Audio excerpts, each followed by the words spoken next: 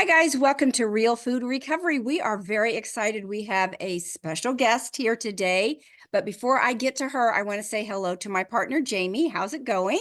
Hello, Paige.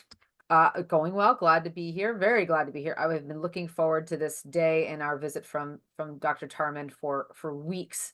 So I'm Yes. just thrilled today has come.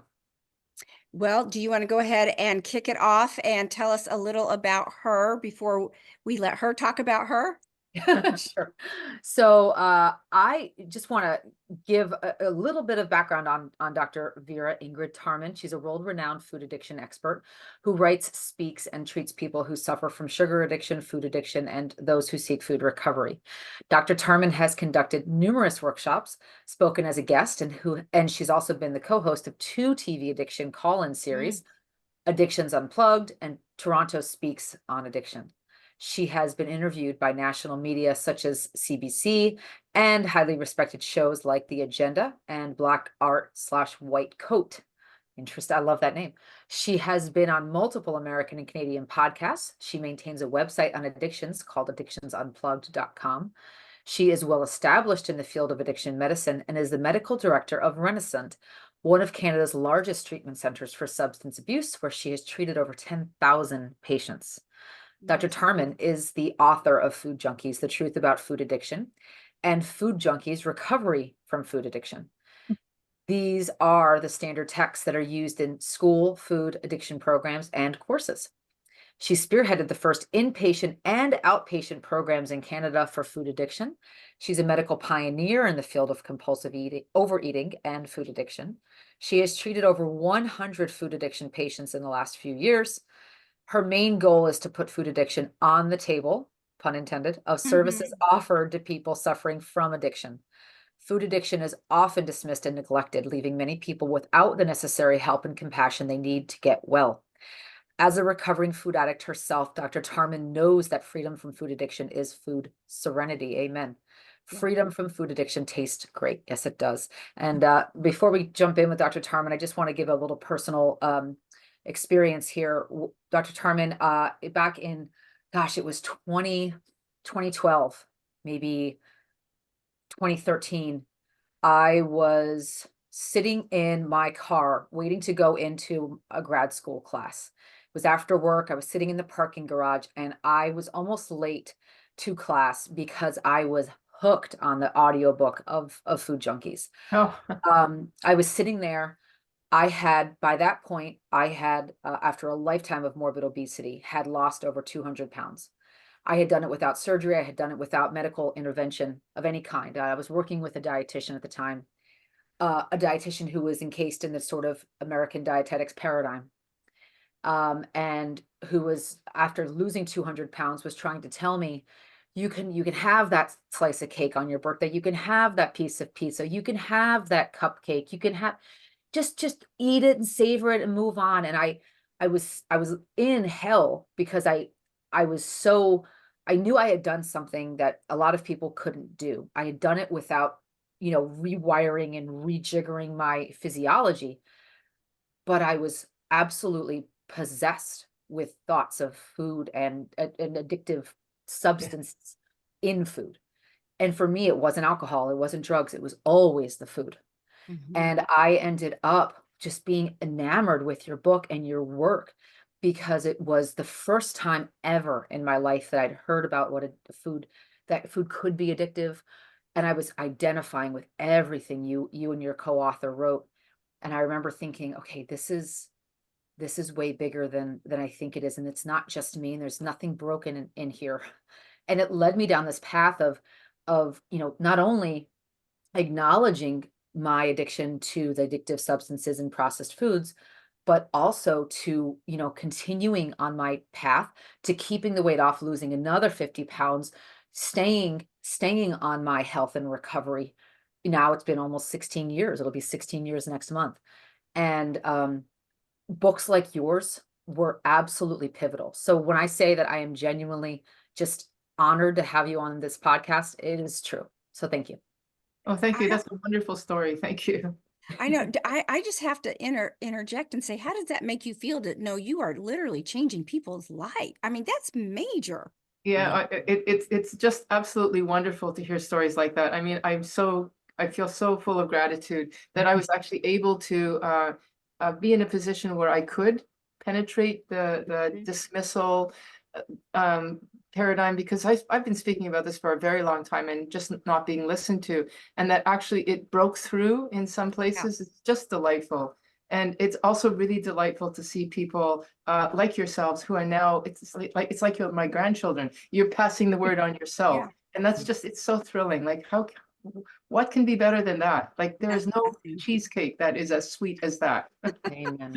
So true. Can you, that kind of leads into where I'd like to start, which is what got you to where you're in this chair today talking with us? How did your story evolve to where, you have this mission and this movement, and here we are today? Do you want to give us a little bit of your background? Yeah, okay. So it's there's a personal and professional part of the story. And the personal part is that I, like so many young women, struggled with eating like in graduate school, not even then, in year one university. I wanted to be thinner than I was. And, I look at pictures now and I go, what was I thinking? I was fine, but I wasn't fine in my head. And Mhm. I just kept wanting to lose weight or whatever. And that kind of focus got me really focused on food. And one of the things I did, which was now I would never do this because I know so much better, is if I would say to myself, okay, if I'm only going to eat a little bit, I'll eat the stuff I really like, because I'm only going to, because it was all about reducing calories in, Right. calories Yeah. out. So I'm going to run like crazy, do 2 hours of a jog or whatever it is, and whatever Yep. food it will be, it's going to be the stuff I really like, which is of course the candy and the chips and all that. It wasn't going to be Amen. steak or Brussels sprouts, because no, like if I'm only going to eat so much, it's going to be the good stuff. So already I was eating highly toxic food and making myself really vulnerable, because when you're really hungry, you're even more susceptible to foods, Mhm. which is one of the reasons why, maybe we'll talk about this later. I really caution people to be careful with intermittent fasting. Oh, Don't, yeah. like, be careful, because if you're super hungry, you're predisposing yourself to a problem. But anyway, so I got stuck on food, and your description, Jamie, of how it was, even though you looked good on the outside, your mind was just polluted with the thoughts of food, food, food, food, food. And Oh, yes. I've described it as like being in a bumblebee's nest, that they're there, and the moment I move, there's a sting of a thought. Can I have more? Should I go out and run? Can I, like, it was, there was no sense of peace of mind at all. Yeah. And this was in my 20s and 30s, and the concept of food addiction did not exist. In fact, not very much existed, and it was in the 70s, 80s, 90s when the whole concept of eating disorders was starting to be talked about. And so I went to a doctor and a psychiatrist, and they either didn't know what to do. I saw a couple of them, or they, I guess, would have given me the name of bulimia or a binge eating Yep. disorder. Yep. Binging. And- Yep. yeah, and that's what I thought I had for many years. And I had it under control in the sense that I could, like you, um, like lose the weight, but the pollution in my mind was constant. And I had no name for that. So binge eating disorder didn't really capture it. And I did what so many people do. I lost the weight, thought, okay, now that I've lost the weight, I can give in a little to this craziness that's going in my mind. And whenever I gave in, of course, I just went all the way to the other side. And there was no in between, like no moderation. And I struggled like that for years, either being nothing and then white knuckling it, or Mhm. trying to manage in that middle state and maybe managing, but not in my mind, and then, of course, binging completely. And it wasn't until I got into the field of addiction, because I'm a doctor, and started working, actually, I started working first with HIV and all that kind of stuff. And then in the late 90s, when that was getting under control with the new medications that came out, I thought, okay, I'm really interested in addiction, and got into that field. And Mhm. then it was like, still no literature at this point. Right. I'm still thinking, I don't know what's going on in my head. It was like like an embarrassment in my private life that I didn't talk about. Obviously, publicly, nobody's going to talk about that. I was 100 pounds more than I am now, but that's the way it is. I just thought I'm German, I'm big boned, that's the way it is. I get didn't it. connect that I'm eating cheesecake every night. That was one of my favorites. That's why I brought it up twice already in this interview so far. But anyway, and one day it just clicked on me. Maybe I read somebody saying, you know, you eat like I drink, that kind of thing. And I Yes. thought, yes, this makes sense. And I was in the field of addiction. I knew what the treatments were. If you really wanted to be free of the obsession to use, you stop the substance. So I thought, okay, I'm going to stop the sugar, which was the obvious thing, and cakes and stuff like that. And I did that, and that was great. It was like, oh, this works. Mhm. Then I had to deal with the whole issue of, okay, that cloud was starting to get cleared. I was starting to feel a little better, but that little thought that said, okay, it's been 6 months, it's been a year, now Right. you can have a little bit, and then the same thing would happen. So I recognized that you could not pick it up again and moderate. So that was great. And it was at that very time that I made this personal discovery, which, by the way, I've got to say, I'm not the only one in the world that had that, but we weren't talking to each other. Like, there wasn't the internet. There was just the beginnings of email. So I had no idea that other people were experiencing the same thing. I thought I was the only one. And then I came across, as an addictions specialist now, we have a journal called the American Society of Addiction Medicine. And I don't know if you've heard of Nicola Vina. She's the first researcher that, you probably heard her research, Yes. that rats will choose sugar over cocaine. Like, she's the one that did that research. And I saw that article in the thing and I thought, oh my God, there's actual science that's describing what's, like, I had that aha moment that you had with my book, I guess. And then I said, okay, now I've got the papers. I'm going to start talking about this, because I went through misery for 20, 30 years, in and out in my brain. And I thought, I'm not the only one, because here's research that's proving this. And Yes. then I spent another 10 years of talking about it, and a few people that have had the same experience as me came forward, but total dismissal from the medical community, and Yes. also from family. And you can't be addicted to sugar. Oh, Vera, you're That's doing another one ridiculous. of those crazy studies, or you're doing another diet, and we know what's going to happen to you in 6 months. Your face will be in the food again. And that took a very long time. But then something happened in, I don't know, 10 years ago, and people started listening. Maybe because those of us who were speaking were starting to speak to each other. I mean, we Yeah. can talk about that, but a big shift has changed. People are now listening. We're not at the tipping point yet, but we're getting very close, very I agree. close. I It think is so actually interesting. podcasts and all that has made a big difference. I agree. I agree, because once I found your book, I started listening to your podcast and listening to you being interviewed, and really it led me into other researchers, other Yeah. leaders and thought leaders in this arena, because of, again, like you said, it when it was just around 10 years ago. And it's Yes. so interesting. And then about 5 years ago, I found my way into my first formal recovery group around food addiction. But I had dabbled in the 12-step world. I had dabbled in, but the whole idea of it being an addiction, therefore requiring abstinence, was something that I pushed against for a long time. I I was know. walking around in a smaller body, but I was pushing against it because I was like, I got Saturday night, and Saturday night's coming, and I can have whatever I want Saturday night. Yeah, And that's the addict mind. Yeah. oh, And once you get the addict jargon and the understanding, then you recognize, that's just the addict. right. Sticking its feet in there, and it's going to pull you down. So we just Yes. learned to recognize that. And Yes. we talk so often about how connection is the opposite of addiction. And it Yes. just occurred to me when you were speaking about how you were starting to get your word out. And you also said that I was understanding what was happening to me, but there was no language going on with anybody Yes. else.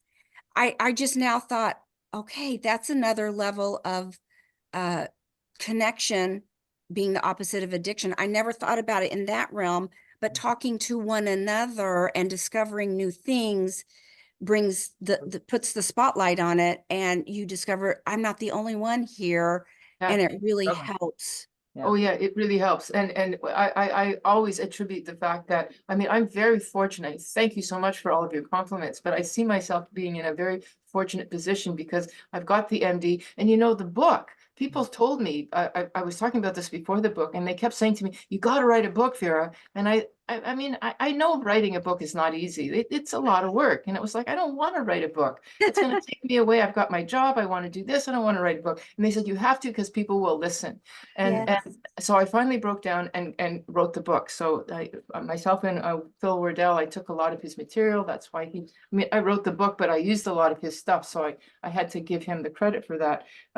But anyway, then, so the MD status and the book made it that people were willing to listen. And So- I am so grateful that I was in that position that I could do that, because you're right. Once I was there and people were listening, I think now, why am I still doing this? Because people are listening. I could now sign off and say, thank you very much. But the fact that I'm talking to you today, and it continues with keeping me in recovery. Like it's Oh gosh, I yeah. was the going to ask you, connection. Yeah. Yeah, And why it's am the I way so to- passionate? Because I'm passionate about my own recovery. I was at the gym this morning running around the track, and I literally had that question pop into my mind. I wonder if part of her motivation is it keeps her safe. Totally. Yeah. You Yeah. have to right. give it a way to keep it. Yeah. And I'm very intense about my topic, but if I didn't do this, then the food addiction would be as intense working on me. I don't want to go there anymore. So true. Do you, Dr. Tarman, I'm reading a book, and again, I like different perspectives, looking at things from different areas. I have taken what I like from the 12-step world and left the rest. And I certainly have a lot of the 12-step principles that I align to in my recovery, but it's led me to this book and this movement called Rational Recovery. Oh, I don't know yes. if you're familiar, and the addictive voice recognition and all of that. I find it, I don't agree with all of Tripney's principles, but I really appreciate what he talks about separating from your addictive voice. You've mentioned it now a couple of times. Are you familiar with rational recovery? Yeah, I'm familiar with, yes. And also, I don't know if have you read or heard of Florence Christopher's? Yes, I Yeah. was a guest on her podcast, and we actually Okay, listen to it good. all the time. Yeah. Okay, good. Because she talks about it a great deal. In my addiction world, I know it more as smart recovery, which I think was a kind of branching out of that, taking it a separate way. So I don't know the specific tools, because I'm actually more in the 12-step model or the secular model, but I know of it, and yes, Yeah. particularly that tool. Okay, yeah, again, and I'm so glad you said the secular model, because Paige and I are going to circle back to that. We've got one of our principles in our recovery approach with our group coaching. Our group coaching community is, we have to have that foundation of spirituality, whatever that is. We think that that's a huge part of recovery, the foundation of recovery. And it's also, I think, a huge gap in people's lives when they're using the food. At least in our experience, it was.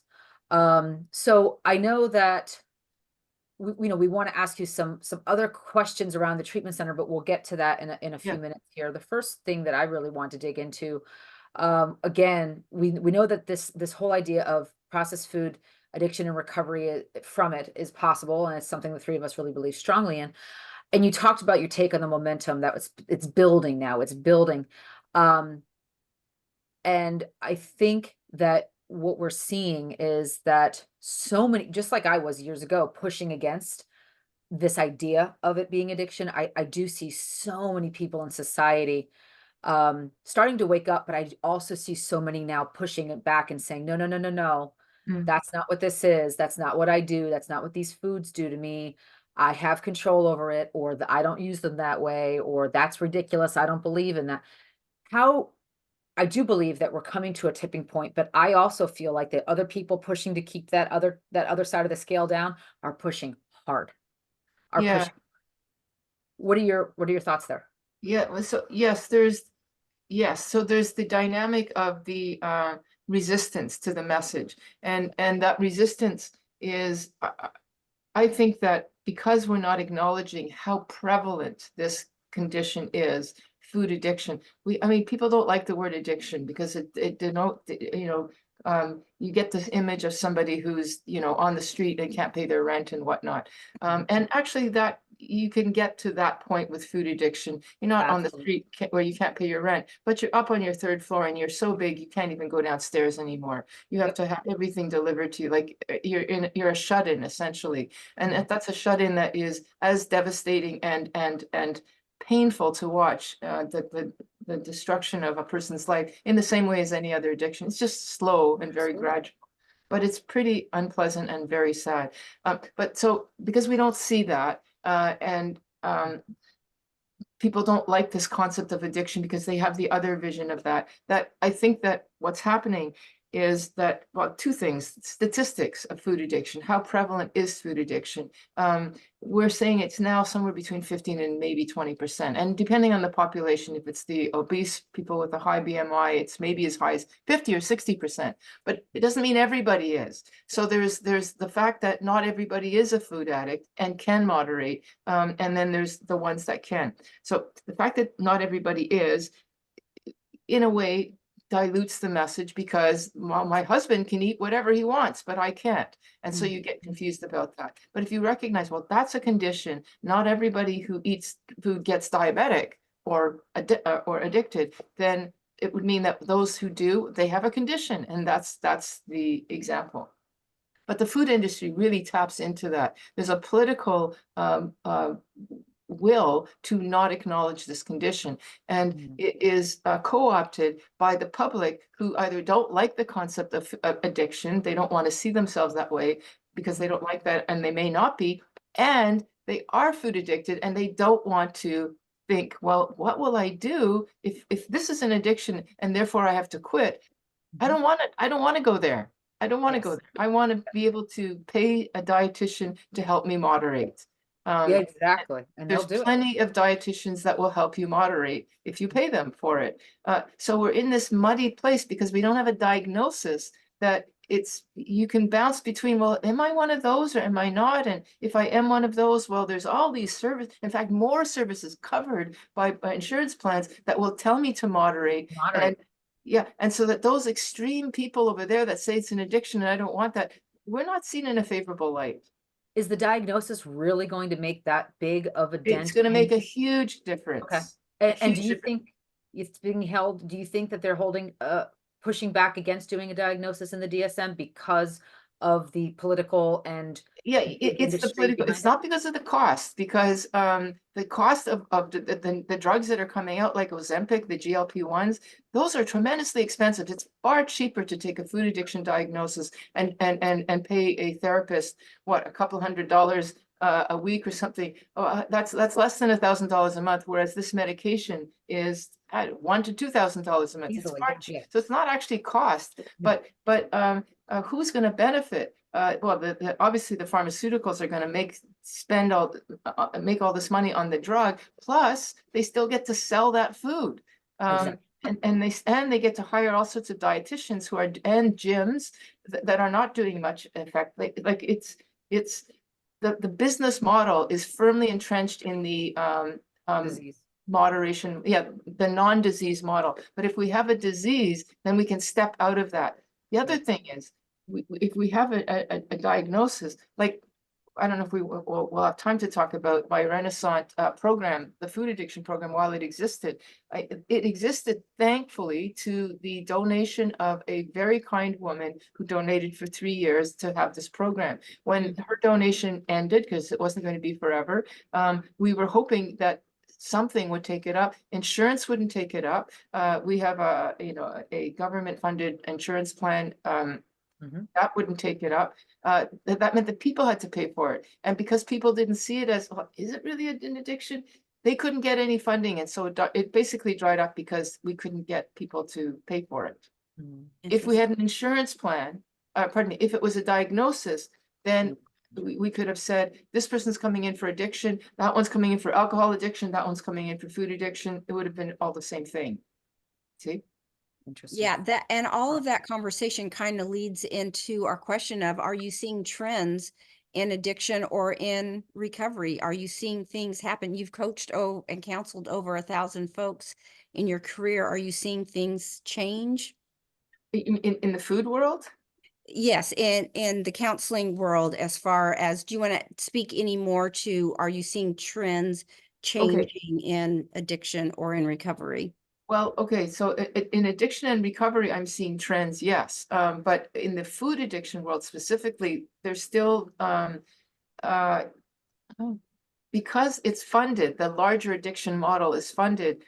We see trends like, for example, more people are seeking care. Okay. There's a lot more harm reduction, which includes moderation. There's a lot more holding of any person wherever they are, come in and we'll help you, and it's funded a lot of the time. If it's not funded, but the person can't pay for it, some program is getting paid for it by some sort of funding.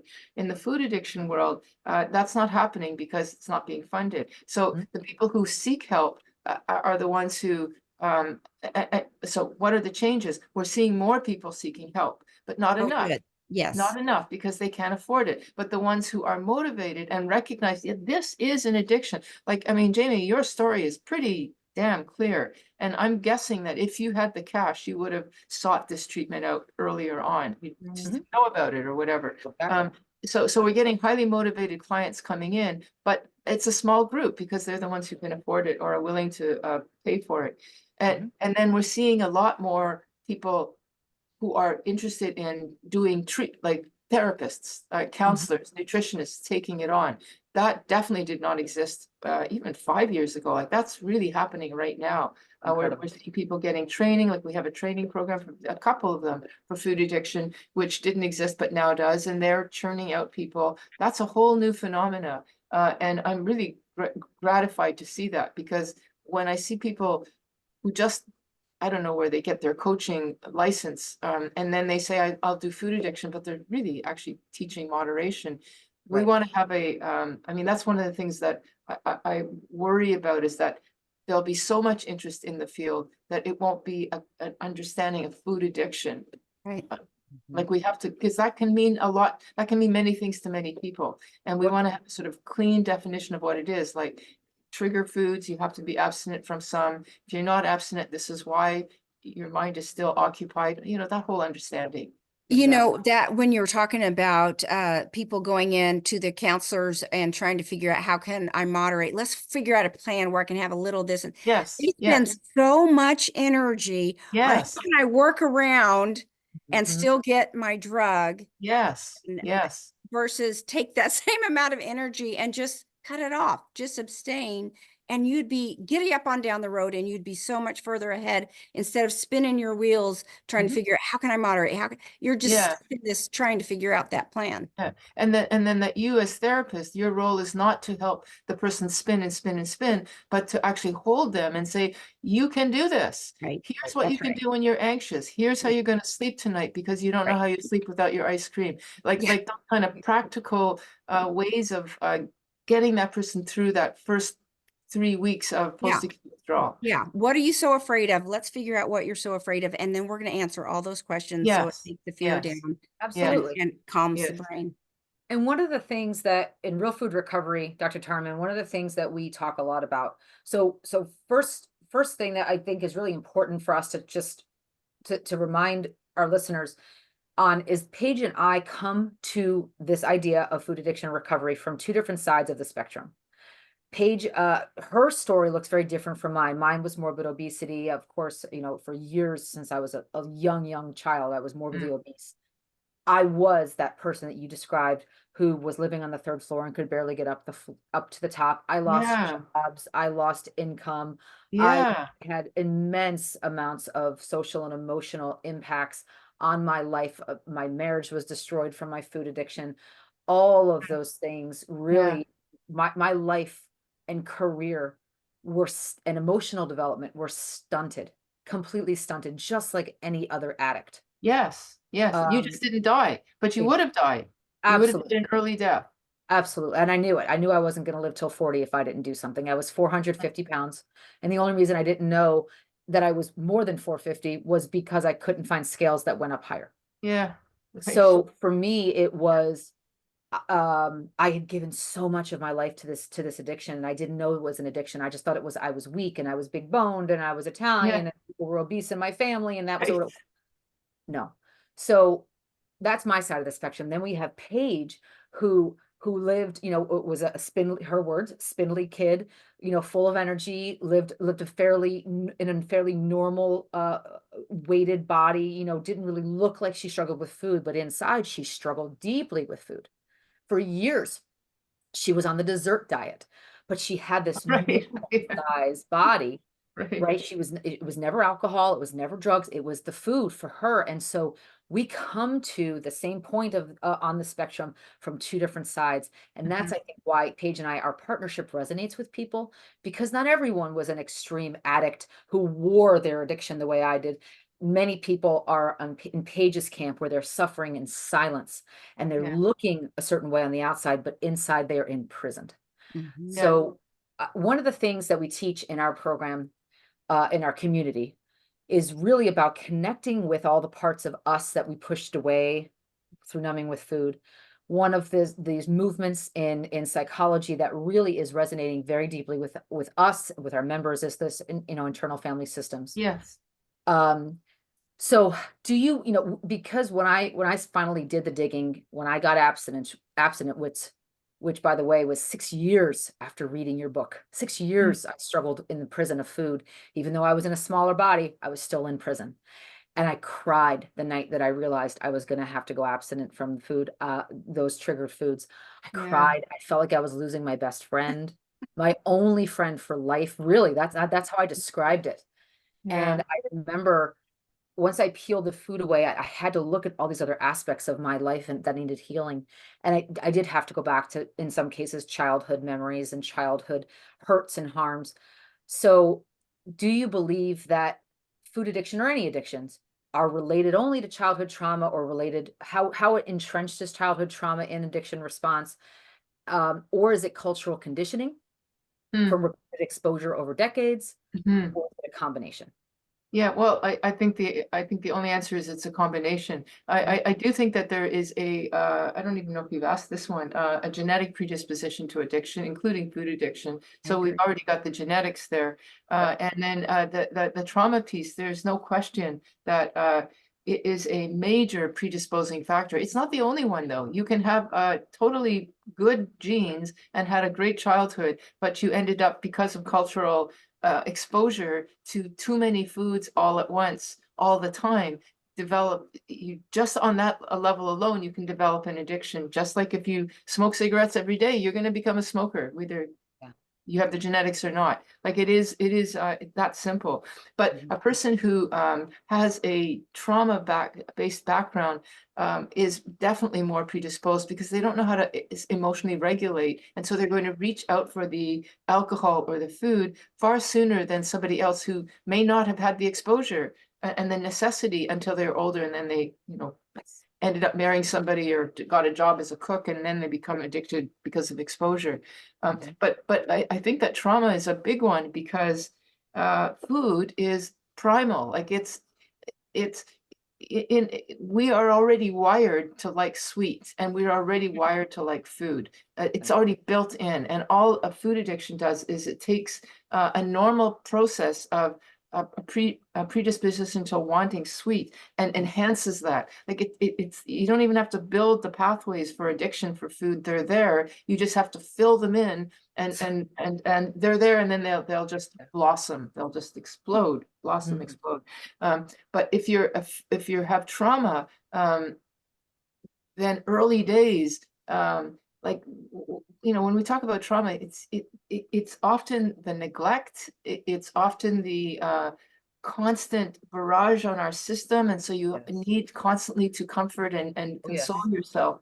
And food is so primal because it's the first thing. It's before. I guess it's as close as touch. When you think about the mother's breast, you're being held with the oxytocin flowing between eye contact and touch, and then breast, which is the food. It's so primal that it's the first thing that a person reaches for. So, and if you have a trauma and you didn't have that experience, but then you were given, I don't know, cereal or whatever was that you were given, there you're getting it there. And then once those pathways are laid down, it's very, very, very hard to unlay those. Yes. That's why, Jamie, I know, and Paige, I'm sure you know too. Even though those pathways are latent and they're quiet, you just got to pour a little bit of sugar on them, and they are open and ready to Right. go. Yeah, Right. because They there's ignite, they it's reignite. yeah, it's always there, and food especially is so, because Yes. it's so primal to us. Yeah. Yes, yes, yes. One of the things that comes up for me when you're talking about this, Dr. Tarman, when I was an infant, I breastfed until I was 3, which was many physicians would say is an excellent, Yeah. an excellent thing to do. But it was so interesting. My mother, who succumbed to her own food addiction at 60, she died Oh, very, very really? young, very suddenly, Yeah. because of, she was living the food addict lifestyle and was succumbing to every inflammatory disease that was out there. And Yeah. one of them just hit the right mix of things and the right mix of times, and she became septic, and that was Uh, it. It was the saddest thing, but she was a food addict most of her life, and certainly, while pregnant and then while nursing, was a sugar addict. So I was getting that hit, I think, from her. I yeah. breastfed so much, the doctor actually made my mom wear a jumper so I couldn't get under her shirt and start latching on. That's Uh, how I was such a little uh-huh. seeker of a hit at that Yeah. young age. And it says a lot about not only, I'm sure, the home I was in, it says in Uh-huh. the environment that I was growing up in, it says a Yeah. lot, as Dr. Gabor Mate talks about, the sensitive child Yes. I was. Yes. But here I was up to 3 years old breastfeeding. And then as soon as I could figure it out, I was shooting brownies like Yeah. they were martinis. And I joke and say, but it's true, that the only reason I chose brownies was because nobody said anything to a 4-year-old who overate brownies, but I Yeah. could knock back a martini at 4. That's the Uh-huh. only reason I'm not an alcoholic. Yeah. Only Yeah. reason. Because That's right. brownies were accessible at 4 years Yeah. old. And that when the way that you describe that, I wish you could make that a commercial, because Not people too talk late. about, huh? It's not too late. No, it's not too late. Because people talk about how kids, the exposure that we give kids to sweet food. And Mhm. you wouldn't give the kid the martini, you wouldn't give the kid the cigarette, but you would give the kid the brownie. And they were saying, well, the kid should choose whether they can have a brownie or not. Let them decide. Well, do you let them decide if they have a cigarette or a martini? Right. No. Yeah. And you can see what you did with that brownie. It was Mhm. not, but yet we think it's okay. And I like the way that you've described it, it's just so clear it was not okay. But that's why I'm saying I wish we could have a commercial to juxtapose what is the usual message, which is it's okay, let the kid have something. She just had a hard day at the dentist or at the doctor. Let her have something to feel better. Yeah. Yeah, Interesting. mainlining her brownies. Yeah. Mhm. You Mhm. know, this kind of brings it back to the conversation we were having about, do we label this as food addiction or is it Mm, not labeled as food addiction? And you hear so many yes. people, professionals, having these big debates over it is or it isn't. Yeah. And I have a very strong opinion about this. And I'm of the belief of, why are we spending time arguing about if it is or it isn't? How about, is the is the direction we go to help people recover the same, whether it is or it isn't? My question to you is, isn't the recovery approach the exact same? Um, Sorry, I got distracted because my cat is meowing. Oh, Um, that's really funny. No yeah. problem. Sorry, can you ask that again? Sure. So there's a lot of debate about Yeah, whether it about is this. Yes. actual diagnosis or not, but whether it is or whether it isn't, my Yes. philosophy is the recovery approach is the same, No, the whether recovery. whether Yes. we have a label or not. Yes. Let's just move on and put that energy. Yes. How are we going to help Yes, people? there's two things about this debate. One is that academics love debate because it gets their papers published. And when you have a thing that there's another good 5 papers out and you're done. That's the kind of cynical approach. But then there's the other approach, which is if we have an actual diagnosis, then we can put forward to the people who need to listen a very clear, concise, academically researched definition of the diagnosis. The reason why it's not in the DSM-5 right now, which it should be, and It if it should be. was, and therefore a diagnosis, we could get insurance and funding, blah, True. blah, blah, is because they keep coming back with the response that the DSM-5 committee keeps coming back saying, tell me how this is not a binge eating disorder. This, to me, what you're describing, you can't stop eating, your mind is clouded with food. That's the same as a food addict, or pardon me, an eating disorder person Mhm. that has bulimia or Yeah. binge eating disorder. So tell me the difference. And then, so then we go, well, it looks the same, but it's different. Well, we want to know exactly what the difference is. That's where it's important. But in the front lines where you are, yes, don't get caught up with that, because that is a professional diagnostic academic discussion. It's not a clinical discussion. You are working with the actual manifestation of somebody who is compulsively overeating. If they are have an eating disorder, you want to rule out enough of that to understand, because if they have an eating disorder, moderation is the answer. Um, uh, Being abstinent is restricting, and then the focus is on the food where it should be on the brain, on the psychology. Because with eating disorder, the whole theory is it's about the psychology. I'm comfort eating. If I don't need to comfort myself, I won't eat. So we got to deal with me. That's the eating disorder model. But the food addiction model is, no, it doesn't matter. Well, that does matter, but the food matters too. It matters a lot. Mhm. But you will know in the first 2 sessions enough to know, is abstinence going to work? And then after that, enough with the discussion. Now let's deal with the tools. Let's get down to Yeah, business. exactly. Yeah, let's get down to Exactly. business. If you get caught up in this on and on, you're spinning your wheels uselessly, as you're already detecting yourself. Absolutely, yeah. That Yeah. really, that Vera, that really addresses a lot of the gist of my question and how you approach working with someone who wants to stop binge eating.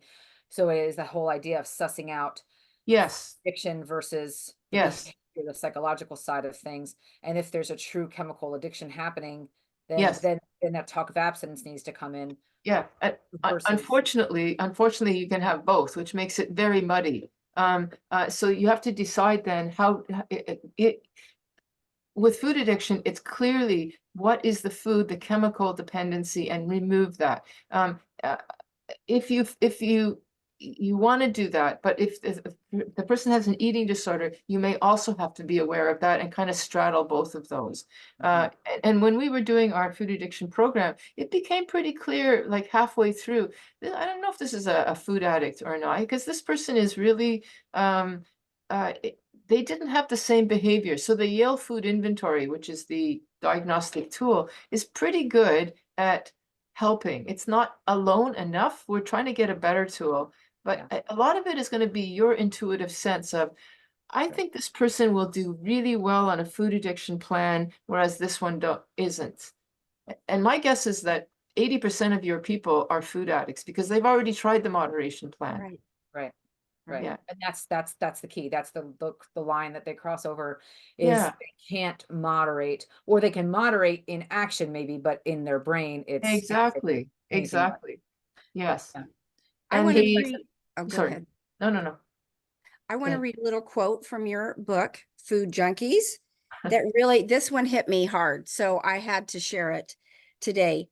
You say, to a food addict, eating even just a little bit of sugar or any other trigger food will set up the phenomenon of craving that leaves you wanting more. Just one cookie is enough to act as a trigger. Like a lit match to kindling, it inflames a highly volatile reward pathway.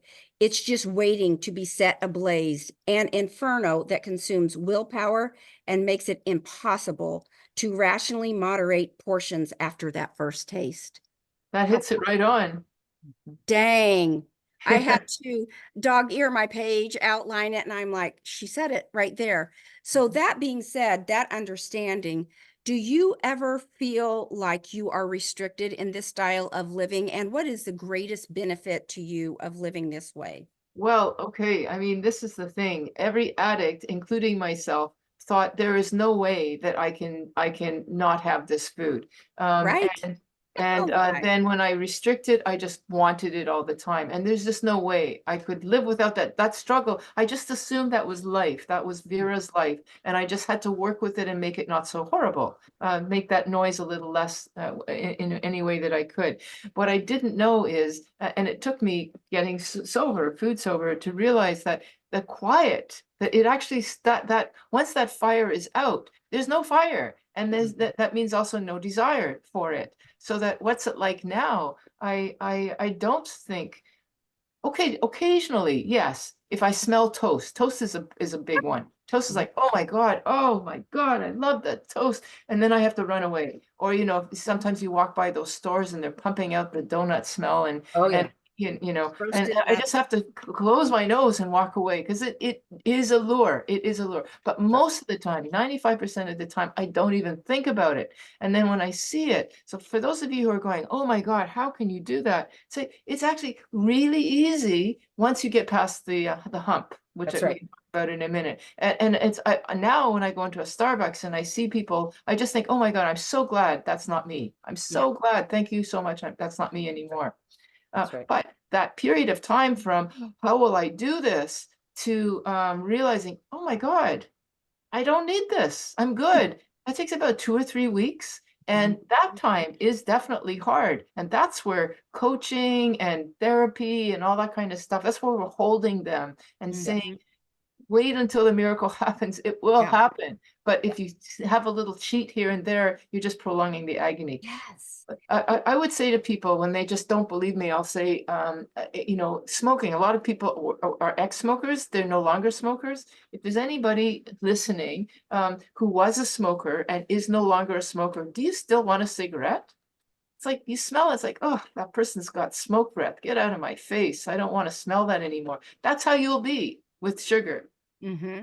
You make Um, a great point because so in our food addiction recovery community that we have yeah, at Real Food Recovery, we have 2 to 3 hours a day at morning, yes, noon, evening of opportunities for people to come in, and there are 4 of us coaches that are specialized in the recovery world. But in that discussion we were having the other day, we were talking about the benefits to being on the other side of that 3 week yes. period.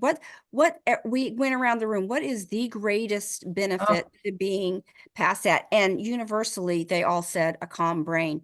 Otherwise, yes, you've got this frenetic yeah. all day. Will I, won't I? If I do, am I going to have to over It's like exercise? those Am I going to have to bees. restrict? Yeah. What Yeah, am I going to do tomorrow? I'm going to have to starve myself. I can't. I mean, it's just literally non-stop frenetic thoughts from one thing to other. and they're And unpleasant thoughts. They're painful thoughts. oh, Exactly. that's my background. It was just constantly, how much am I going to have to exercise twice tomorrow? I can't eat tomorrow. When will this binge stop? How many calories can I try and figure out how many calories I'm eating that I'm going to have to make up for? And Yeah, it's just, and yeah, when you're clean, you've got brain bandwidth, you've got yeah, space, you've got energy to do new things like start a food addiction recovery yeah, community like yeah, Jamie and I have done that we would yeah. have never had the Right. ability to do before. Absolutely. So that the freedom of mind is Freedom. a key piece. But then there's another big one, and that is that my weight. I was forever going up and down because I would be successful and then I would gain it back again. But now, in the period of time of recovery, my weight has stayed the same. And Yeah. yes, there's been some variation, maybe even up to 5 pounds. That's a lot different than 50 pounds. That's a lot Yeah. different than 150 pounds. That's Now right. I will kind of winch a little if I see it's gone up to even 6 pounds, like, oh no, what am I doing? Okay, I'm eating too many of these things, whatever. Um, uh, that's okay. I know that the pants that I wear today, I'm probably going to be able to wear in 2 years from now, if they're still in good shape. That freedom, that peace of mind over weight. I'm not friends with the scale, but I was terrified of the scale before. Right.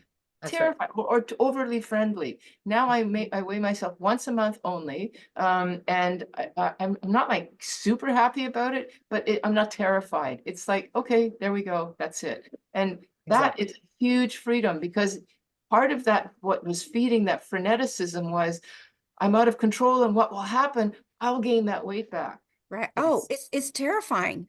It's Yeah. absolutely almost paralyzed, terrifying. And I'm Yes. glad you brought up the point about weight because I do think that is a topic that we talk about in our community because it is a real issue, Yeah. especially for women. That's So right. I'm glad that you're willing to be Yeah, open will. about that. I talk about it, but I do really emphasize to not focus on that as the goal. I mean, Right. this is where there's a little bit of you have to have some faith that the process will work. If you Yes. stop eating foods that will make your weight go up. And we don't crave Brussels sprouts. Now, I do want to say something about that in a minute, but we don't generally crave healthy foods overly. So that if you're eating foods the way that we, with peace of mind, you will lose the excess weight that you had, and you'll be at the weight that your body really should be, which might still be cosmetically not exactly what you want, but it'll be at a stable place where it should be, which is probably within the BMI that is 20 to 25 or something. It's not going to be 18 because you want to be super skinny, but anyway. But if you focus on weight, then the moment your weight goes up or it goes down, you're going to start sacrificing. You're going to start messing up with the plan. So just have trust that weight will follow. You will lose it though, if it's excess. That's right. Absolutely. Yeah. Absolutely. So when we think about, and I want to honor your time. I know we have only a few minutes left, but wanted to just ask, because you've got such experience with inpatient food addiction treatment versus outpatient. Yeah. Have you seen in your time with the food addiction program in Renaissance, have you seen that inpatient versus outpatient, any benefits of one over another? Okay, so the biggest benefit, and I think you can get around this if you're doing like a 5-day intensive, because I see people who do that. It's effective. The biggest benefit is you're held, Renaissance was a 28-day program, and the people with food addiction were sitting next to the cocaine addicts and the crystal meth addicts and the alcoholics. So they were in a bubble of acceptance with addiction, and they were also monitored. There was no way they could even sneak. Like there was no little thing in your mind of, is there something in the fridge at the back that I could sneak when everybody's sleeping? So you fed all of your inpatient residents, you fed them all non-addictive foods? No. The food addicts actually had a special food plan, but then they sat at a separate table and they didn't go over to the other people. Okay. So we did have to do that. We couldn't afford to do a pure thing. So there was usually 4 or 5 of them, sometimes 6 versus the rest of 20 or something. But they would go to their own classes and then sometimes join in larger classes. But the thing was is that it was community, like you said, connection 24/7 for 28 days. You don't want to eat anymore because you're full with all the connection. Plus you can't cheat, so you're held. Now, can you do that in a 5-day intensive if you're all in the same place, like Phil Riddell with a shift program or his program before that? ICOR does that. I'm not sure if you do that, where everybody's there. You're going to get the same idea, but it's just for 5 days. And 5 days is probably the worst of the withdrawal. So that's where you really need to be held.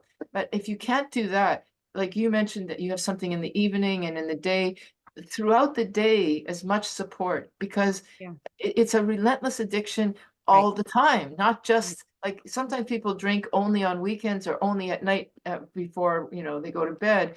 But food, it's like we're eating all day. When we're addicts. And so we need to be held all day. Yeah, that's so true. That's the benefit of an inpatient program, is that you get that full experience. And sorry. No, go ahead. Can you leave us, we're about out of time, but we have to ask one last question. What's your biggest piece of advice for people that are trying to recover and get clean and get off of processed food? Do you have one piece of advice that is most important to you that you would like to share? I think the biggest advice I would give is that this is an addiction, and by the nature of addiction, you are not going to be able to do this on your own, or you would have.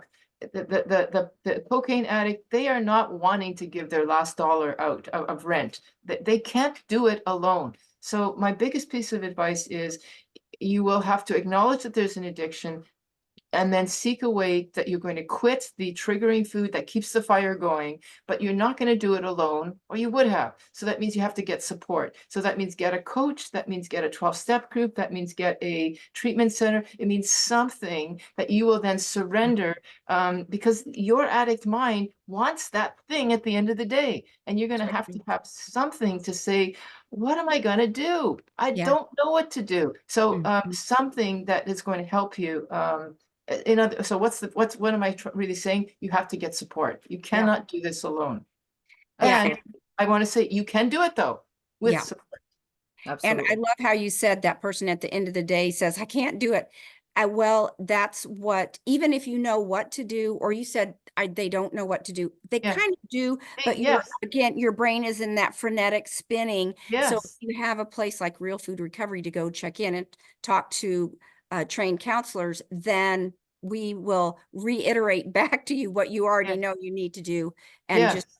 with clarity. Yeah, and give exactly. hope that it will pass. Yes. Like you're Exactly. It holding the will hope. pass. It's a thought. Your Yeah. cravings are thoughts.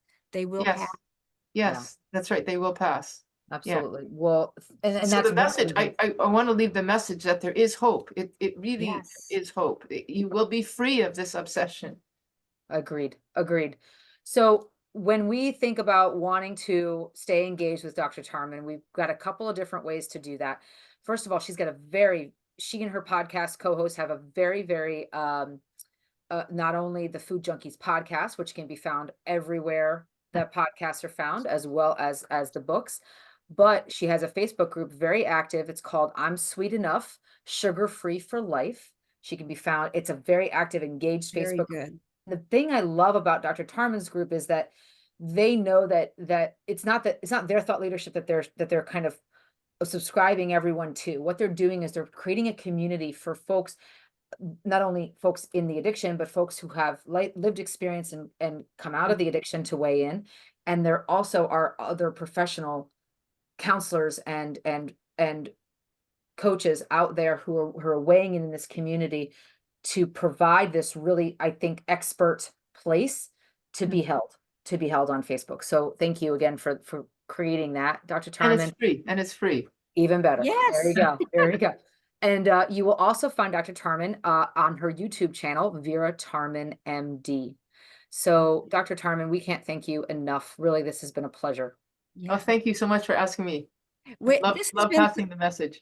this has been so delightful, and we even have more questions. Would you consider coming back and talking to us again sometime? Sure, sure. I'll just have to make sure my cat's not invited, but yes, I will. No problem. No Okay. problem. Thanks Thanks. so much. Okay, Bye-bye. thank you. Bye. Bye.